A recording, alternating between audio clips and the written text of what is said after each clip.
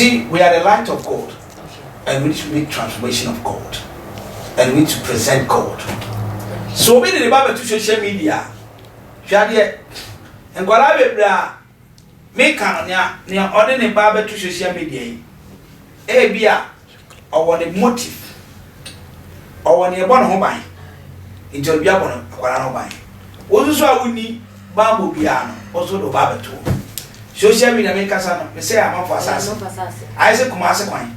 Coin in a month for assassin. Soon my amount for assassin. Your baby of Moja Barrier. Your baby a Yawodia Barrier. Your baby a gin set in some barrier. Baby a gin petit barrier. In the car by from one. No be out in a drum. Abba no in Mojako. I'm going to say, video baby so many with the common to worship. Ah, and you know. I'm finding you. When it's a video be playing and say, I said, more than an idea, or master some yes. Sir, and you know, you will never be over. People will not understand. Now, Bible said, iron sharpen iron. Shall we shoot? Now, shall we shoot mine? Not mean chile. Wow. I never hope Anna maybe minimum said.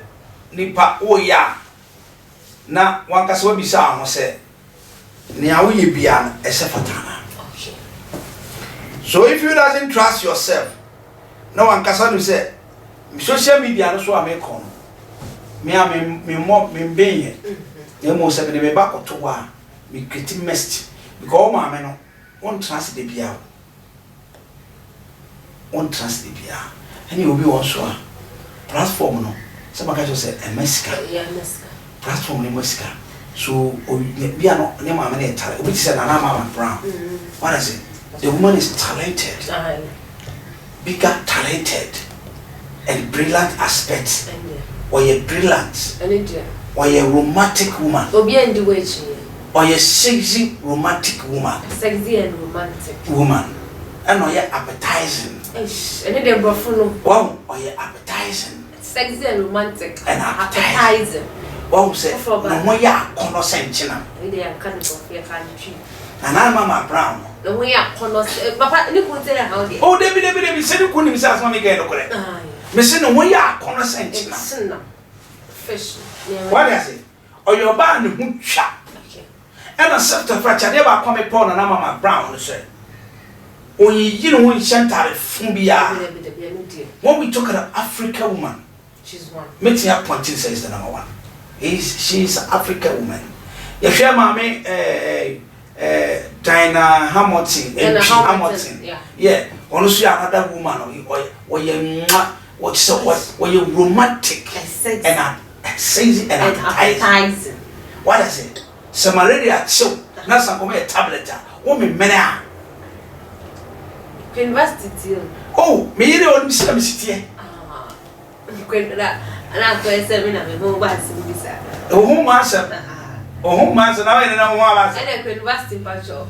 So I say, just say, Usha Mary Sa, Nana Mama Brown, and Dinah, and you know, one lady. Oh, forget you. Forget your cousin, Papa. Forget your cousin. I'm talking about African woman. Nana Banamo. One, the one in another. Oh, GH again. Oh, no, so addressing, and I'm addressing. Only dressing. The dress is decent, yeah. No, when I open the come home. May probably sat and appetizing, sex, and Yamame, Silamafa. Debbie, see that. You can see that someone conquered Yareno.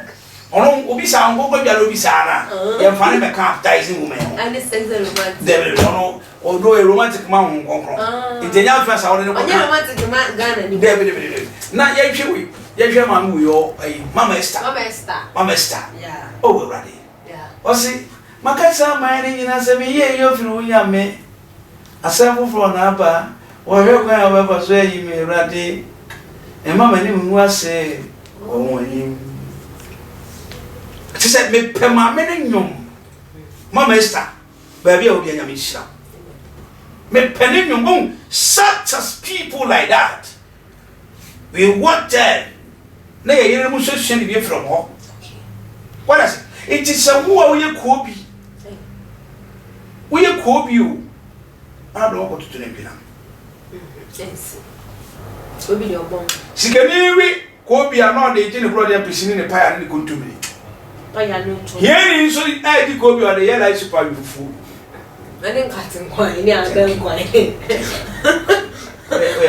o ya to so na o ya bela am ko fe mo se e ti so bi ti se na mama brand we creative page se ne ba Maxim mama Maxim ananya sa ne kan mama Maxim okay now we see children's world e dia mama for dia kwara ni dia tusu we make way a bigger platform so cotton and found cotton to empina e bia na mama brown asofo e bom pie man our spiritual sons and daughters and fathers and so be a choma just na obi we no thank you and no cry another prayer point man okay Jordan the ba Maxim ebe to wo na Father Maxim so wa chire ene mama Maxim so ta chire na se what na se self person no ko to mama Maxim and Father Maxim and Sister Maxim obenya problem na ko ese we dey because na mama brown o ye Ghana niwa so niwa me ka chire won opa yit ni be bre hwe no opa first na mama na mama how can na ba na me pena sempa because no pebro sem she is the first lady of this country vice mama vice president yeah na just that the woman have a quality since it did not be respected about recently we said or disgrace so be in a term cyberbullying was yes you see when people talk about you then you are a special Shamango ba ko once na bit media bubble so na mama brown you see I respect that lady so what is here see nyan ho rough cut na ho see the people look up to there and she said na mama brown the bride ni nya anon kire no hey debut hey papa ko for ka se o kire no o ka kire no pa jealous ni bra ho ya skin pay ebe kumu ka skin pay bede ebe kumu se me de ma hu na mama brown na hu why presentable why fragrant you know but say incense but for no or presenting hu so I say won your program ba won hwa abehwe on se no mama program na ya fe na ade bia na me mama ne bia na o yusu en fe e glorify that but na mai wa ba no wan chichi nu fo anko to social media ye hu wan fa ne tu keti akoto a ye hu enso na mama brown etu no kese se no wan sa akoto twene furu egu no tum aba yu twene furu mu no tum ye fa nu fu kese ba ko meto ono ko se na se no kasa se wo de nku a eblichi ebre ne so onya wan beto onya what you say these are people we have to look up to. Yes it me no so obrand the bar the team po beto mama ne ba no so nyeska okay because social media makasa wo yesika kurum unyansa na obenya bi wa unyansa unya bi hwade bi besia nche wo mo didi atemo social media so a mo di atemo abrofu me yomi nyina free system omo fo unya hwi bi because we need people who are going to influence people anya temdio once a church nature some people love to listen and share the videos. Do you know why? No, please. Because people are there sick. People are nipa su nipa yare tibe di assembly ba e po nipa e ho no mo hwa temdi e wona sister B ko di obi atem na sister A asoso na si asoso because of the knowledge atini sama no you are not African women sama no do mama to social media o makasa kito how they are no so unya obi o spiritual backup who be problem ama kwala no wan kasa wo ana mama brank asa na nya oba me ka say oni bullet me program bi na program ba court respect court what you say me baba ma me last born no makase me twen a wonyina na mama brank ba no so nyia na ma hwe no ma kwa bi a me fa so ma be wan no na ma hwe no ma ka won bom da bi na bia mo so mo kanchema da bi mi me ma kanchema na ye kanchema se ne from nature man no ade bi a be susu no ye be twe ade bi a be pen ade papa no se na mama brown hwe ma me Grace Omabo ana me kai no me kai ma me dokoro be tia na me wura fi ya ma me Grace Omabo look at the presentable woman eno na mama brown hia sa ma me no oti ni huni o start movie we oh was already sound but ni ye kam ye ma me Grace Omabo ahofa that time no ye dwuma wo Joy FM Joy Anas be ewo na wa Krages opposite ho na ma me dokoro ye dwuma pick up from no o te pick up na wo fe pa o pese ho ne keke se ma me dokoro na ye twem ko ye tonku be ye pese ho ma me dokoro no ho fe oh still can no way fe and then no ho fe be Ghana ma we dey kan ten na for koto to ma me dokoro they are not naturally or not artificial ye benya wo ne tun yare ewum ne nufu yare ewum ye benya wo oh no kana me kan ne tun yare ewum nufu yare ewum na me dey wo ma na mo to so no I pity them so mudu ma me dokoro eja ye be so mo to na bobo I say why ya papa to na ayi nware film na nsuo sane so oba oto a na esane bodosia o pint na te say tawo Papa o pint now be say te say tawo but here mama Grace Omabo look at this it still look young fresh or you cheap romantic cheap like mango what is it romantic it's in Kolale na we social media no obi wa doesn't have ideas but the mama brown no he have ideas on the social media and he has created a platform which is America and I'm trying say come before wa yen ko jibo be me yen ko ye papa ye jolo e come be be jolo ye bi ana don ado ko kana ope enti bi no na mama brown nyame shiraw na nyuma pa wo ye we party be ma in Chimba. Oh, now people are looking to this brother, Chim, Funny Face. Now, or your color president, or your color president, or your maybe Mankolana. I look to something that you know, obeying that you got the so and obeying crisis. And I don't say, about back and maybe in different way. It's you know, you come ma near social media challenges or on a video on my gura. Odo baba gura hwese wan kasa bambo etisen okay odo baba gura hwese wan kasa bambo etisen ene wan kasa social media no so no e den pa no wanye free mu okay e den na de abrawo e den hifa na de waturu what you say ena enye exposure na de bama wo ma no ene be mo so you so super ubetima mama exposure e wo social media bet you don't have anything then come bia wo be di declare say no bia me ni tua no o di declare so dwale no. What I say? We need to talk the facts. Ya come ma Ghana. Me can free. Ma me Grace Omabo. Ma me dokono. Yes, or your lady, or your papa. No. I said the only lady or me only bro, me friend lady. Who know the reason why? What did you see your baby over 22 years? Papa so. As then. As me come here tomorrow. Me say, ya ma me dokono. What did you see your baby over 32 years and 29 years? Ya maybe o come fie kura wa ha nso kroma honnom enso fra no special abontia wa twi ni pons na nwi o de kuti ntu so ase na no hwe nkrama nwi so osafu ka kire no me na ka kire o be ka so onko ja nan so enwi akuti be ka se nkrama nwi na kuti so o ti me mfa na ntoto ma me dokono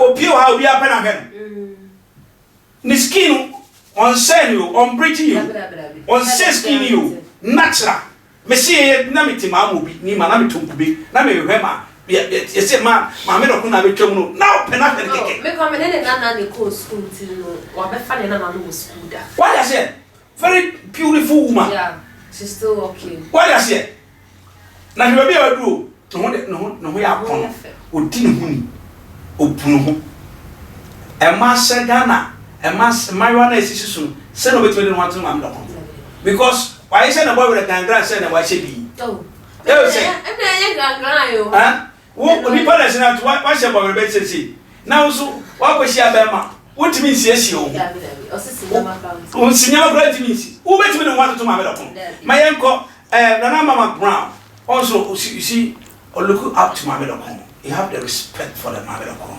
And I love that. Also, about Mami Oba, you shall know. Tell Mama Brown, or that's what I call. What is so social media? Oh, it's any person. You have a chance and glorify God. My young Shadia, a young share Sally, and Dinah, and no, Odin Huni. Why look at this? Now, no brand profile and then a presentation and a personality. Or an essence is so catchy, Pam, on young markets. And that's what outside and could be a comment to professor. What just say, and beg you on some higher blood. Shemo, we saw a paraco estate, Nanahima. Why you wanted to toss our bones, Mamma? So, well, you see, why you're young. What I say, yeah, well, maybe without me, your comparison, but it may be Negana man. Why I say Ganish, I say Jenny. I'm going to say, you're going to tell you, Madam, Oko, what you have a problem? But you know, what you're not, yeah? What supply 2 years, 1 year? Ah, not a good. No, near Jen and I asked you. Papa, I said, go. You know, social media. Be or say, I mean, Timmy wants to be now, and I said, social media for you being a good. Oh, I want to be a boo. Oh, I'm a booby. Oh, I'm quiet. My mother booby. Oh, say, yeah, who share our ya? She said, yeah, what I know. Oh, Yami, every video, you don't want to social media. Social media, man. One draws to show to moon. Ah, one pump of Nufunu. Who could be a suya? I think so say bloody. I was there. And no, and any problem about what was the Omaminka. The Guardian yet. What I say? About your time and I have it. Jack, one swap, Kentucky. I hear good year. Yama, but also a position. What do we see myself? What is Sammy?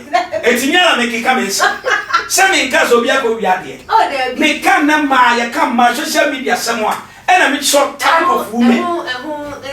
Here, Mammy, Mammy, my friend, actor be. Yeah, Mammy, actress be.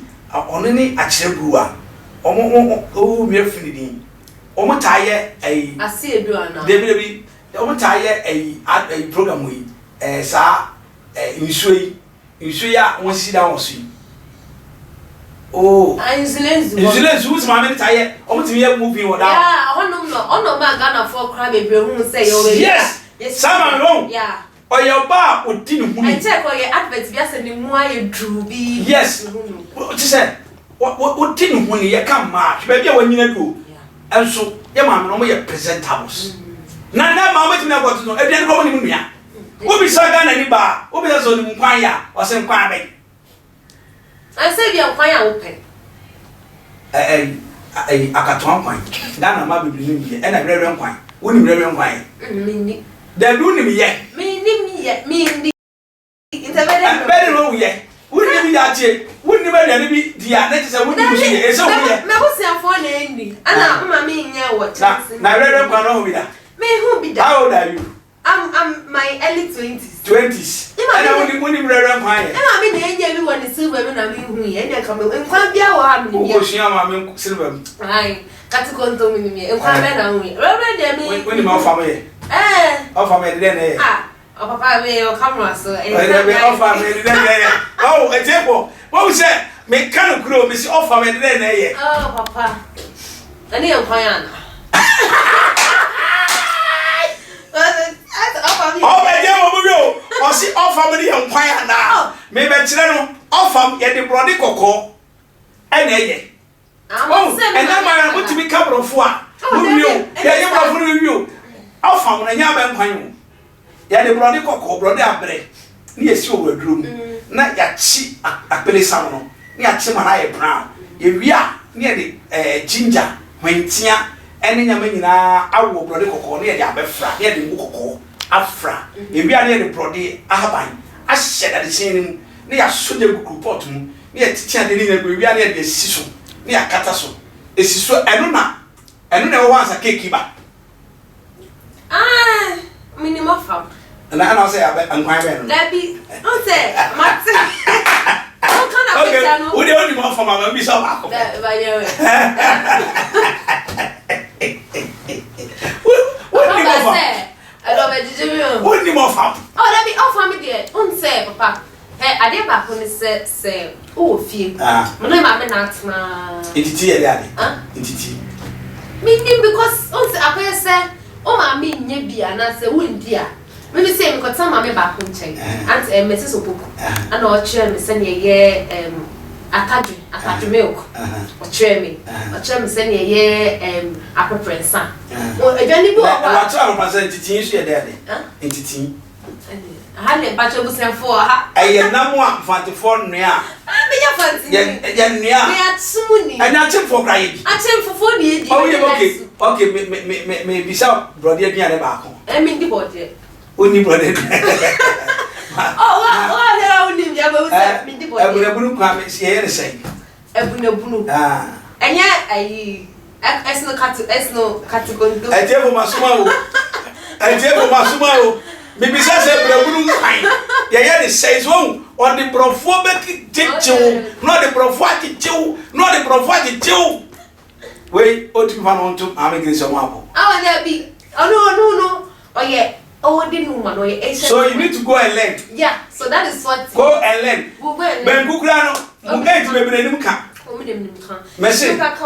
Benku bebre mu bebre. O se benku na ganya sa benku na kasa wo kan. Juma. Juma. Benku kan kasa juma. Beka me na o ha no ha. My God. My God. Awadi akwele kokoda. Mindi akwele. Awadi kokoda. Mindi. Oni sinesi ano. Oh, at me na me aye bida. Ono do di. Ba me mindi. Me lo kwachi asem baba. Make us. I was there what I did for Emeka Kwesi entry e kasem bia e to makoma so o se wo be expose oba e wo social media. Nya wo di atola na e koya na so hu ne di social media na e be bro. Ne pe spiritual person and as nepe backupsa omo e backel e wo bibia sa na ho nsoso ye anase ho asebia emba dachi e busa for aha ana dey attention ko concert when there any day for Emeka Kwesi entry the nature man a man na president and I should come up for social media ho ne advantage and disadvantage and in collab yeji omo etre a omundu mpenifie so a wo se omo nkasa efa phone e call social media wo se social media no e sense na so ye de omo ko to social media ho spiritual effect ana and then ye before Emeka Kwesi entry estrenye no besa o pa se wo subscribe ya no subscribe ama me na se o share sa no a share ama Kofi Papa ehu se social media is enye me nkwanya physical nkwa na ye hwe okase mi so say social media etse nipa wo de mirror esi woni ma na hwe esi woni na wo hwe ni so na wontini nka wankasa ntimi ntache wo ewo mirror ni mo as that is say common sponsors na say that da o so must me de attention for concert every o me MC or manager obi a cameraman as that say call mamu midin ane akosi as because ma moniti a moni hwe e that's no papa